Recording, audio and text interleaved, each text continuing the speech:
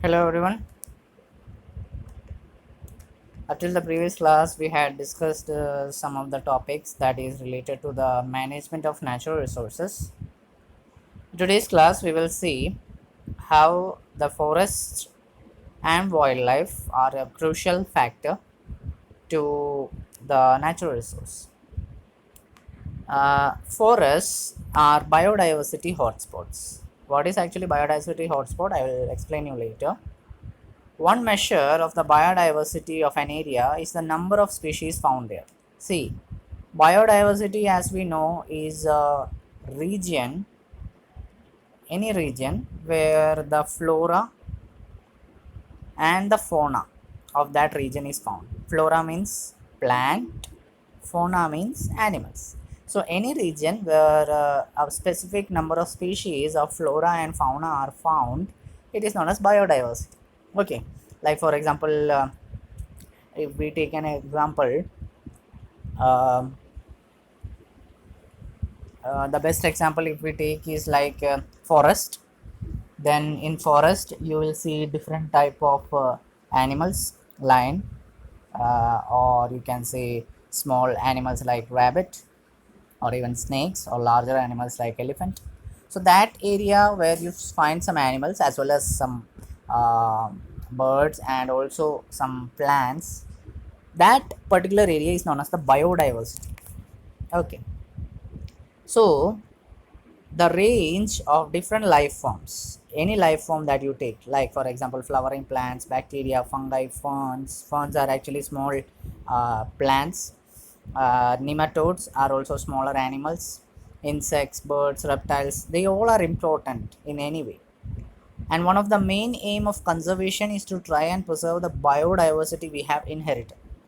We have this biodiversity that we have, that we cherish now. This biodiversity is the one that we have got from generations after generations, or from millions of years. We have this biodiversity surrounding us, and it is our responsibility, our sheer responsibility as well as duty, that we must conserve the biodiversity. Experiments and field studies suggest that a loss of diversity may lead to loss of ecological stability.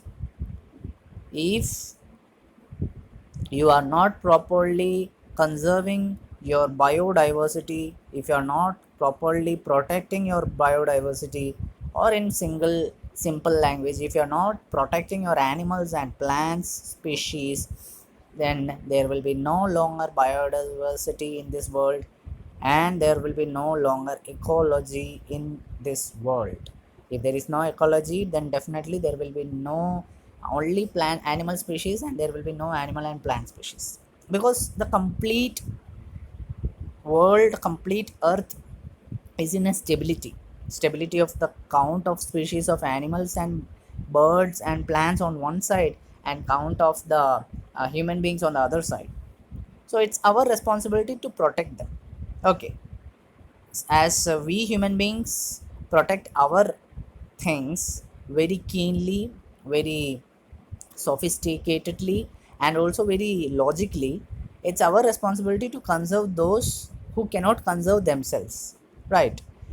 Like for example, a mother always try to, or a parent or parents always try to protect their children, because children are not aware of the outer world.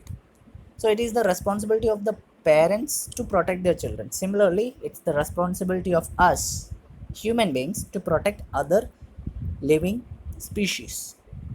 Okay, now, as what I already told about biodiversity hotspot, it is a particular area. Biodiversity, I told you, now it's a region where you find particular species of plant and animal. Biodiversity hotspot means it is a region where you find that particular flora or fauna only in that region. You will not find that particular flora or fauna in any other region. No other region you will find that particular flora or fauna. For example, I will explain you the difference. Biodiversity, in the sense, if I give you with an example, see, you can find a pigeon anywhere in this India, in this country. We can find pigeons anywhere, right? because pigeons, sparrows, this small type of birds you can find anywhere. But can you find an ostrich in India? Except of the zoos, if I make you understand, except of the zoo, can you find ostrich anywhere in India? No, you can find ostrich mainly in the African continent. It is found only in that particular area.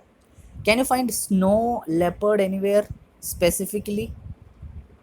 It is found in only a particular area. Snow leopards are not found everywhere. They are found in specific areas only. It is found mainly in Himalayas. And recently Uttarakhand government recently built a conservation park for the snow leopards. For this snow leopard, Uttarakhand government created a conservation park. Okay, so snow leopard are found in specific areas only, not everywhere. Very great example, Khejdi. Khejdi is the state tree of Rajasthan, right? Can you find it anywhere else other than Rajasthan? You might find it somewhere in northern part of Gujarat, but still Khejdi is the main tree or is the main flora that is found in Rajasthan, right? Or we can say in the deserted areas. So biodiversity hotspots are those which are found in specific areas only. It is not found everywhere. Gangetic dolphin. Gangetic dolphin. If ever you have got the chance to go to Ganga river near Varanasi or Ujjain, mainly in Varanasi, then if whenever you had gone through the river Ganga by on boat, you might have seen this dolphin there, Gangetic dolphin. They are found in that particular area only. So such species which are found, or such region where particular specific species of flora or fauna are found, they are actually known as biodiversity hotspot. So also we protecting biodiversity is our responsibility, plus protecting biodiversity hotspot must also be our responsibility, because if we are not protecting them in a proper way, then in the tomorrow's generation, when the next generation of ours come forward to see there is no animal or plant species, they will be just seeing only and only human beings. There will be no uniqueness in the nature.